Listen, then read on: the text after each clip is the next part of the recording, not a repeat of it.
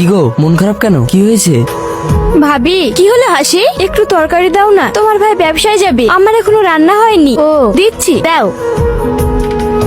এই নাও। ভাবি নতুন সোনার কানের কিনলে নাকি? হ্যাঁ। বাহ, খুব সুন্দর হয়েছে। কতটুক? ওই 5 আনা মতো আছে। তোমার ভাই আমাকে কিনে দিয়েছে। তুমি তো সারা জীবন সিটি গোল্ড পরে বেড়ালা, তোমার স্বামীর তো মুরুদ নাই একটা সোনার কানের কিনে দেওয়ার। এমনিতে তো তোমাদের বাড়ি ঠিক মতো খাবার হয় না। আসছে ভাবি।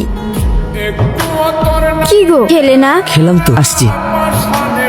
আসুন আসুন, চলে এসেছে নতুন নতুন কালেকশন, ভালো ভালো কালেকশন আছে। দাদার জন্য শার্ট নিয়ে যান মাত্র 200 টাকা, দিদির জন্য শাড়ি নিয়ে যান মাত্র 200 টাকা। ও দিদি আসুন আসুন আসুন, মাত্র 200 200 200 সব 200, যা নেবেন সব 200।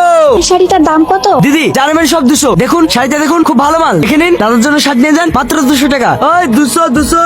কিরে সেলিম, ব্যবসা তো জমিয়ে করছিস, তা এলাকার বড় ভাইকে ভুলে গেলি নাকি? কাউকে ভুলিনি ভাই, এই রোদে বৃষ্টিতে দাঁড়িয়ে ব্যবসা করছি, ভোলার মতো কি আছে? এই, কথা ঘোরাস না, তাড়াতাড়ি চাঁদা বের কর। আগে 5,000 টাকা দিবি, তারপরে এখানে বসবি, বুঝেছিস? কিসের চাঁদা? আমি তো কারো দোকান ডাকাতি করতে যাইনি, পেটের দায়ে ফুটপাতে ব্যবসা করছি। আপনার বাড়ির বারান্দায় তো বসিনি। ধরে নে, এই ফুটপাতটাই আমার বাড়ির বারান্দা। জানিস না এই রোডে একটা কাক বসলেও আমাকে ট্যাক্স দিতে হয়? টাকা দিবি কিনা বল? অন্যায় ভাবে আমি কাউকে চাঁদা দিতে পারবো না, এমনকি আপনাকেও না। সালা, তোর এত বড় সাহস, তুই আমাকে চাঁদা দিবি না? এই তোর সব। খবরদার আমার মালিকেও হাত দিবি না, তাহলে শরীর থেকে হাতটাই আলাদা করে দেবো। এই মার। এই